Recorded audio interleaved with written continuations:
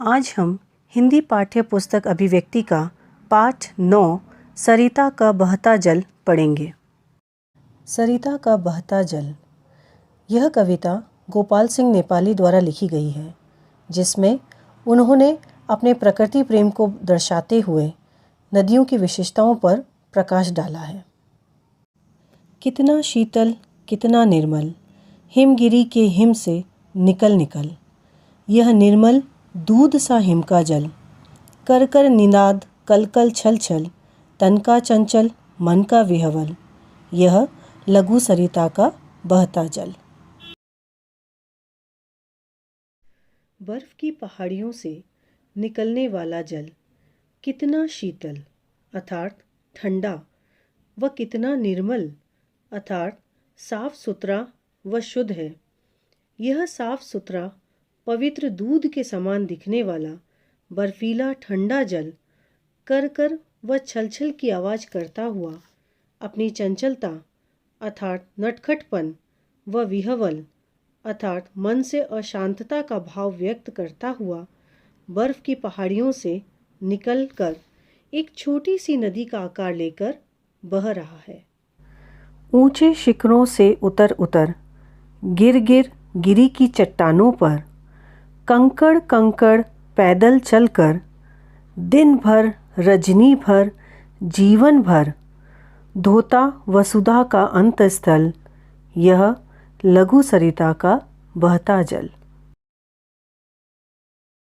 यह जल पर्वत की ऊंची चोटियों से नीचे बहकर पहाड़ की चट्टानों पर गिरता रहता है और इसी तरह दिन रात जीवन भर बहता हुआ बड़ी बड़ी चट्टानों को छोटे छोटे कंकड़ में बदलता हुआ पृथ्वी के हृदय या मन को धोता हुआ यही जल छोटी छोटी नदियों का रूप लेकर बह रहा है। हिम के पत्थर वो पिघल पिघल बन गए धरा का वारी विमल, सुख पाता जिससे पथिक विकल, पी पी कर अंजलि भर मृदु जल, नित जलकर भी कितना शीतल, यह लघु सरिता का बहता जल। बर्फ की पहाड़ियों से पिघलकर बना यह धरती का स्वच्छ पवित्र जल नदियों का रूप ले बह रहा है और इसी बहते जल को रास्ते पर चलते थके पथिक या राहगीर अपने हाथों से इस बहते शीतल व मीठे जल को पी पी कर अपने कंठ को तरावट देता हुआ अपनी प्यास बुझाता है और निरंतर सूर्य के ताप को सहकर भी यह अपनी शीतलता का गुण खोता नहीं है। ऐसा है यह छोटी सी नदी का बहता जल। कितना कोमल कितना वत्सल रे जननी का वह अंत स्थल, जिसका यह शीतल करुणा जल बहता रहता युग युग अविरल, गंगा यमुना सरयू निर्मल, यह लघु सरिता का बहता जल।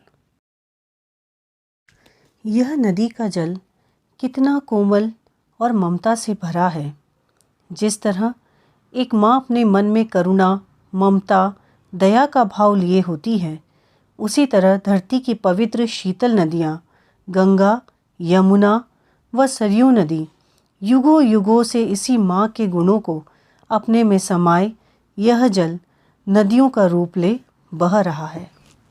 तो बच्चों, इस कविता को पढ़कर हमने सीखा कि जिस तरह नदी सूर्य की गर्मी में जलकर भी अपनी शीतलता को बनाए रखकर निरंतर बहती रहती है, उसी तरह हमें भी अपने जीवन में बिना रुके बिना थके निरंतर कर्मशील बने रहना चाहिए।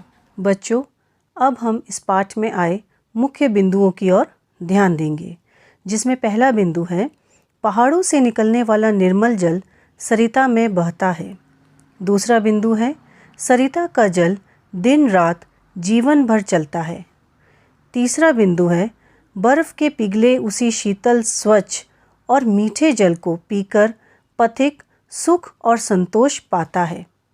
चौथा बिंदु है यह जल युग युग से गंगा यमुना सरयू आदि नदियाँ बनकर बह रहा है। बच्चों, अब हम इस पाठ में आए कठिन शब्दों को जानेंगे। शीतल ठंडा, निर्मल शुद्ध, हिमगिरी, बर्फ के पहाड़, निनाद, आवाज़, विह्वल, अशांत, अंतस्थल, मन या हृदय, वसुधा, धरती, वारी, जल, विमल, स्वच्छ, पथिक, राहगीर, विकल, व्याकुल, मृदु, मीठा,